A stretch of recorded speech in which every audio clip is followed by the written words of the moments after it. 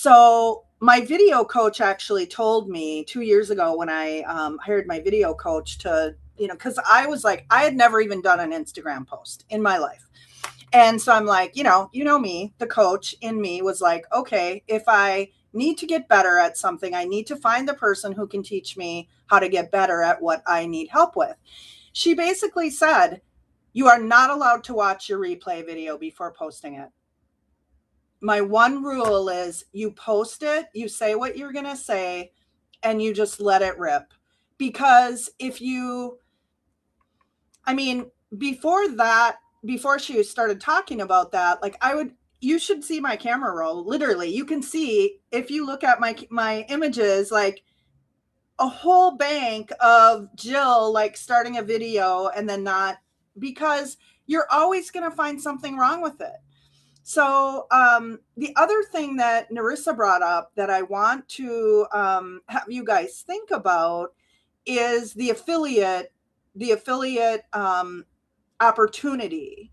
Before some of you hopped on, Susie and I were talking about CRMs, and she mentioned Flowdesk. Flowdesk actually has an affiliate program. So if Susie has Flowdesk and I'm going to be signing up, she should be sending me her discount link. I can use her link to sign up, and then she's going to get paid. Boards is the same way. So what I want you guys to do is have a mental shift in your brain to be like, right here, my Reminder Media. This is Reminder Media. I don't know if you guys have heard of this. This is a magazine I send to my VIP clients once a quarter. This has an affiliate link. So if any of you guys want to sign up for Reminder Media, so my whole point in bringing up this conversation, it really doesn't have anything to do with our community lead gen. It's more about getting you in your brain to think we are business owners. If we can, like Narissa did, talk to the candle lady and be like, hey, is there a way if I send lots of people to you to buy your candles or whatever, can we work a deal? So I was telling Zach yesterday, I hit my 10,000 sponsor goal yesterday. And I told Zach, and Zach's like, well, what about the trades?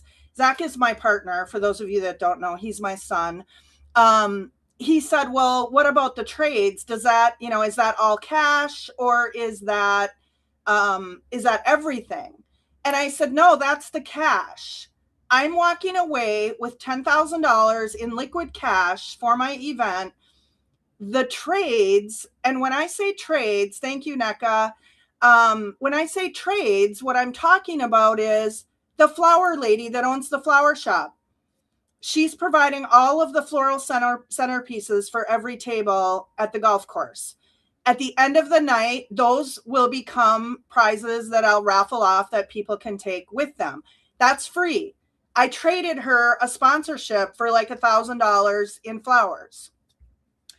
My friend Mimi that owns the bakery, she's making 125 of our custom McNamee team cookie flavor. Those are going to be going in the bags. I gave her a free sponsorship for that. My videographer, I gave him a free sponsorship. He's giving me money off the video. My photographer, same thing. So those are in-kind sponsorships. What that means is the easiest way to think about it is a trade. You're trading me for a product that I can use for my event for a free sponsorship. So again, I'm bringing this up because it goes back to what we're talking about right now with what other opportunities are there for you to be able to either get money off, share a link and get monetized for it. Can you monetize your Facebook? Like I said, we need to stop thinking about realtors and think like business owners. That's the key here, because every one of those other little opportunities that you're creating for yourself is just money on top of what you're already doing. Like, I'm already having my event, right? And so not only, do I have $10,000 in liquid cash, I have about another probably 3,000 in trades that I'm getting for free. So that's like $13,000 that I'm getting because of all these relationships that I have. This is why hyper local business is like, yes, expireds for sale by owners. That's a quick way to get business. Open houses, definitely a quick way. Someone asked me about my children at play signs, how much they were, they're so expensive. She's been sourcing them locally. They're very expensive. They are very expensive. I pay over $15 a sign. But here's the thing, like, I have right now today 165 of those signs in my community that people are driving by every single day. So it has a shelf life. We've talked all week about shelf life. Okay, that's the first thing. The second thing is the relationship with the printer. Yes, they're more expensive to buy them locally. They are. I could probably get them online for $10 a sign. Here's the thing. When I met my printer 18 years ago, I did not know him. I was purposeful in meeting the business owner, not just the people that work there. You get to know the owner. And over the last 18 years of my relationship working with him, do you want me to like go back and count the amount of referrals that I've gotten from him? I will gladly pay him more for the school calendar magnets. I could get them from Vistaprint or Magnets USA for half the cost. But sometimes it just makes more sense to support local. So again, bringing up the sponsorship, I would not be able to get, $13,000 in sponsorship support without a relationship, without the trust that I've built over the last 18 years. So for those of you who are just trying to find your lane, trying to find like, what's my lead generation lever? I know that hyper local is the long game. If you need a listing today, you should be doing an open house. You should be doing, expired for sale by owners, if that's something you're willing to do. Definitely relationship building is the longer game. But if I set the two side by side, I have done, like, there was one point in my real estate career when I had a team of 12 and I needed to get leads for my team. Like, it was like, that was my one thing, was providing enough leads for all the buyers agents on my team. I had to call expireds and FSBOs. And you know what? I hated it. I didn't love it. And I built my hyper local business side by side. Those were my two lead generation levers that I ran. And so now, all those years later, because, I probably haven't called an expired, and, we haven't had many expireds in my neighborhood or in my area. But I didn't only do one thing. I still made sure that through my St. Croix Valley Girls group that I had and all my connections in the local community, my partnerships with those business owners, like, I was still building that, because now that's why I was able to get $10,000 in sponsorships in less than a month, because of all those relationships that I already have. So yes, it's the long game, but if you just consistently show up and build those relationships, and that's why too, I love Women on the Go, because now I have a social component to it as well. So, so anyway, that's not really what I was planning on covering today. I wanted to sort of wrap up our week with follow-up. But it really does sort of have to do with what we've been talking about all week, because it's part of the follow-up process. And when we talk about follow-up for the community lead gen that we've been talking about this week, I had a call from one of the ladies that I called earlier in the week who was not available. I left her a voicemail. She was one of the hand raisers when she submitted her calendar request for the school calendar magnet. She said, yes, we're going to be selling in the next. She answered the question, yes. So I had called her. She didn't answer. I left a voicemail and just said, hey, I have a question for you. Just wanted to touch base on something. Please give me a call.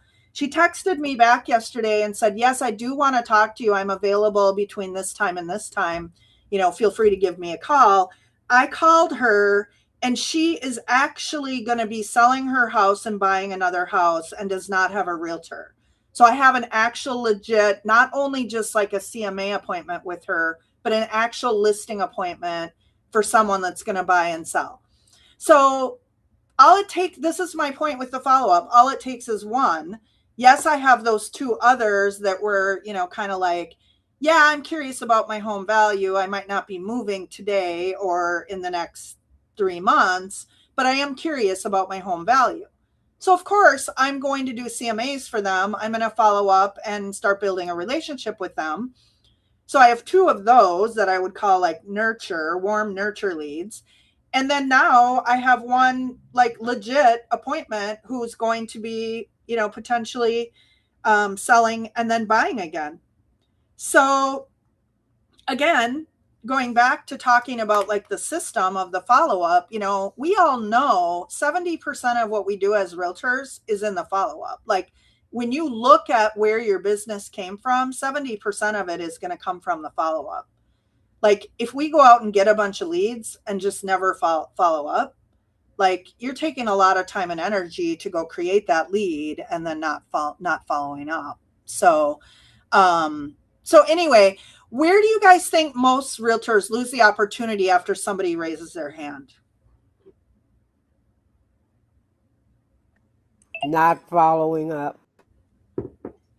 Mm-hmm. Totally agree, Brenda. I was about to say the same thing. I heard that saying that the fortune is truly in the follow up. Mm-hmm. Yep. Well, and the follow-up can look different for every person. Like, I know one of my one-on-one coaching clients, Kim Parsons, like she sells like 30 homes a year and never ever calls her people. But she still follows up.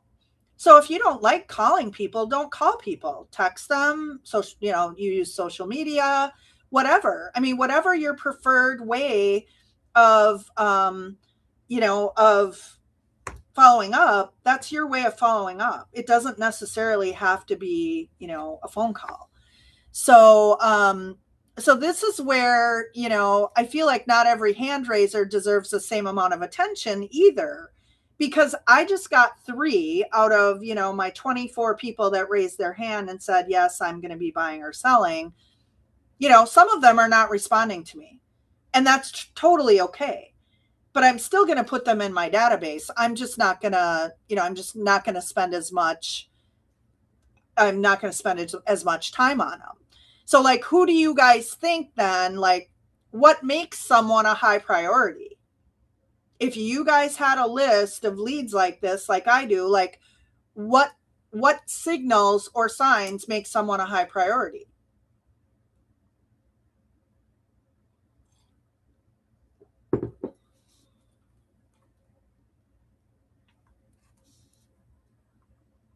What do you guys think? I think you don't really know anything until you actually like call and talk to them or figure out the situation or what they're thinking. You like get more information from them first. Well, you have to start the conversation, right? Like if no conversation is happening behind the scenes, like until this lady texted me back, there was no conversation happening. And, we had a 20-minute long phone conversation. Now I have something. Now I have something substantial because, she's identified me as like, ooh, it's a real person behind, the Facebook post. Because remember, these guys are all responding to a Facebook post that I put out there for everyone in the universe. So I think, that is key too. Before I just start spamming her with real estate information, like I have to have a person to person, human to human conversation with her. So, I think this, when you think about what signals urgency to me is the fact that she actually responded, because she got the same voicemail message the other 20 people got, but the key now is like, I have to do my due diligence and actually follow up with those people now. I've actually, I left them the one message. I've let a couple days go by. Now today, my plan is to text them because, again, we talked about distribution. If I called them like once a day, every day or every other day, how annoying would that get? Like, they would not want to hear from me. You know what I mean? They probably wouldn't want to work with me. I mean, if someone did that to me, I wouldn't do that. I wouldn't ever want to work with them. But, if you, okay, one day you leave the voicemail, then you let a few days go by and then you shoot them a subtle text, whatever. And maybe my next text is about, oh, hey, guess what? The magnets are in, they're going to be mailed this weekend or whatever. Maybe the text message isn't about me wanting to talk to them because they raised their hand. Maybe I find a different reason to reach out to them. And here's a perfect opportunity to revisit this building the engine while you're flying the plane.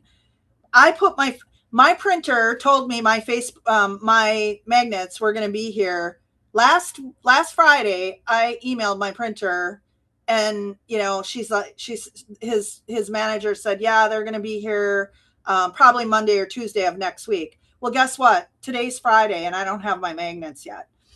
So I started flying the plane before my engine was built. Should I have waited till I had the magnets sitting on my desk? Maybe. But why? Why would I? So, it doesn't really matter. My area, we have not started school yet. It's okay. It honestly just gives me another touch point to send another email and say, hey, my magnets got caught up in production. They'll be there, where I'm expecting them on this and this date. It gives me another reason to reach out to my people and just, or maybe not even draw attention to it and just say, the magnet should be going out in a few days. But again, if I would have waited to not put the post out into the universe, I don't know. I don't know how that would have worked out. Okay. So NECA, I'm just looking at your, okay, so I'm having trouble keeping up with the chat. So if what you guys are saying in the chat, can you just say that on the screen so I don't miss anything? Like raise your hand and let's have a conversation about it. NECA says, oh, we can put the affiliate links in our newsletter. Yes, great idea. Oh, okay, so somebody says, NECA is asking, what do I mean by gave us sponsorship?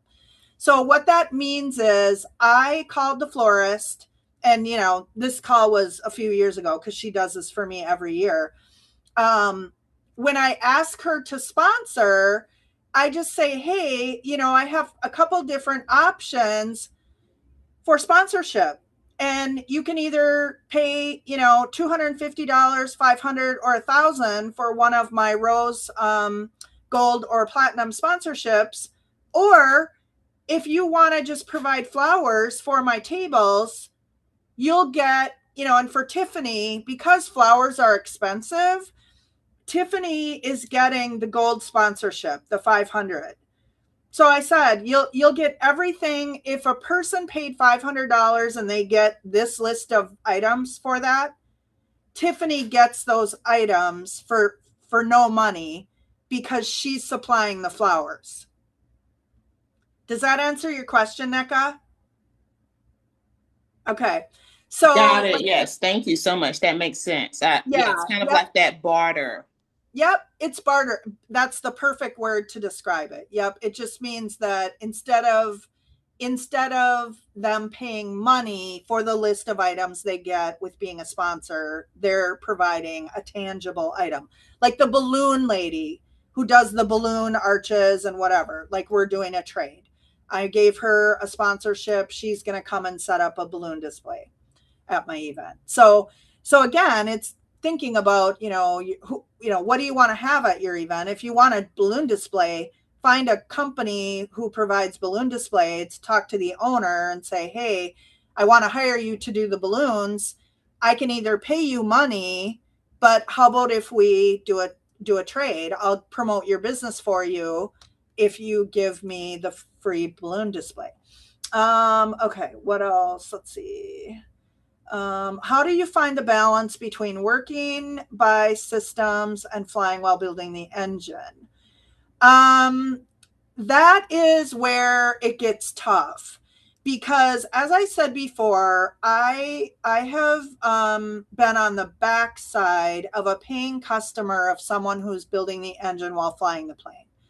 And there was one situation where I subscribed to a program, and literally, I think she just launched it the day before because, like, I was like trying to find the link for the first call to after signing up for this program, and like she never sent me the link. Like I never even got the link. Like I signed up and like a week went by. I never heard from her or anyone, whatever. I was all excited to start. And then the time of the training came and went, and I messaged her and I'm like, where do I find the training? Because I went here and I went there and I went everywhere and I never found the link to the training. And so I've been thinking a lot about this for my own real estate ramp up, experience for my people. Cause you guys know, some of you are, paying members of Insiders, and I'm reworking my onboarding process for all of my people because I want to make sure I want to make sure you're not feeling what I was feeling at that moment.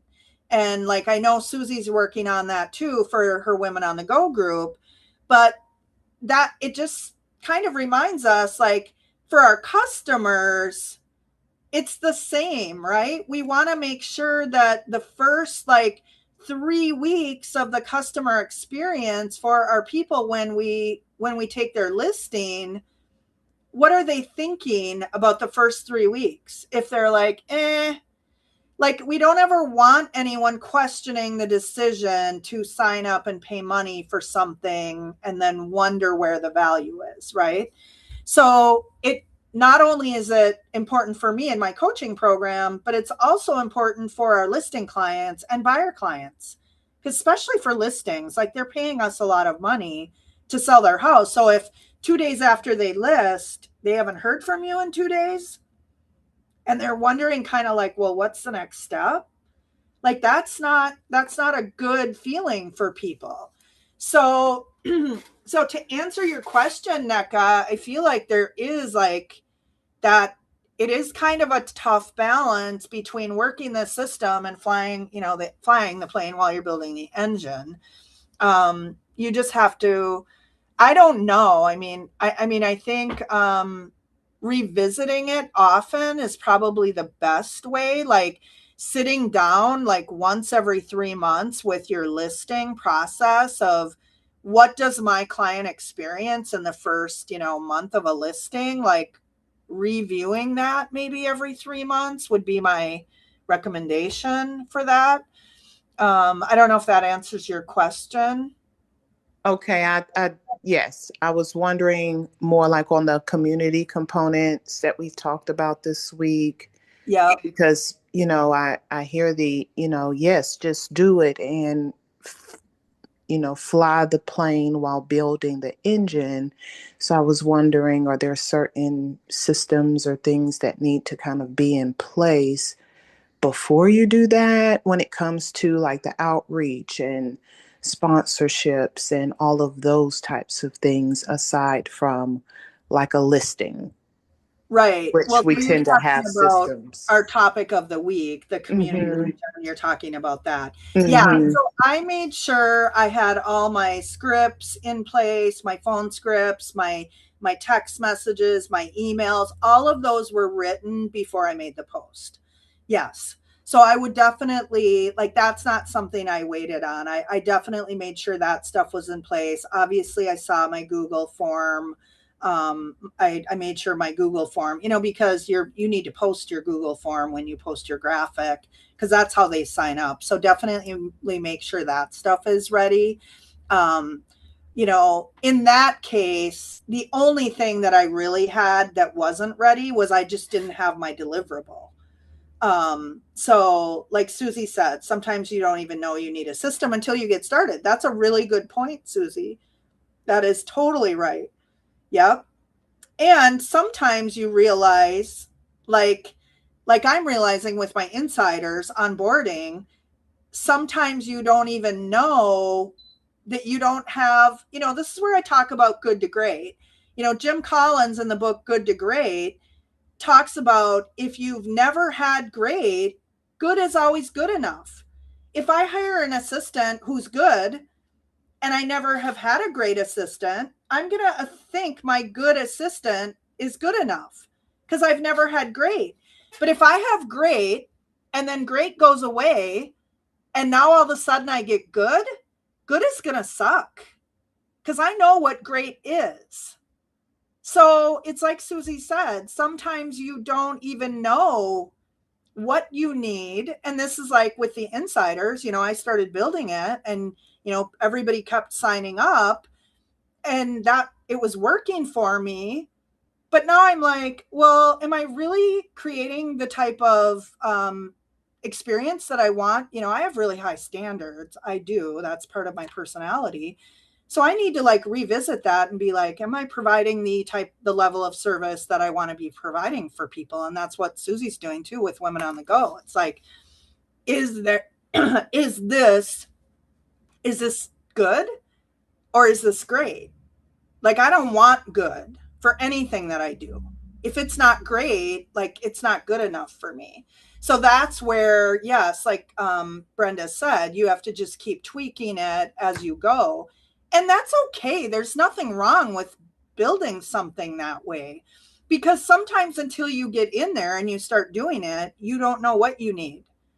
So there's nothing wrong with adjusting as you go. I mean, kind of going back to the analogy of flying the plane, like I'm sure the pilots, you know, I don't know because I'm not a pilot, but I'm sure they're adjusting things as they go based on weather and whatever else. So yeah.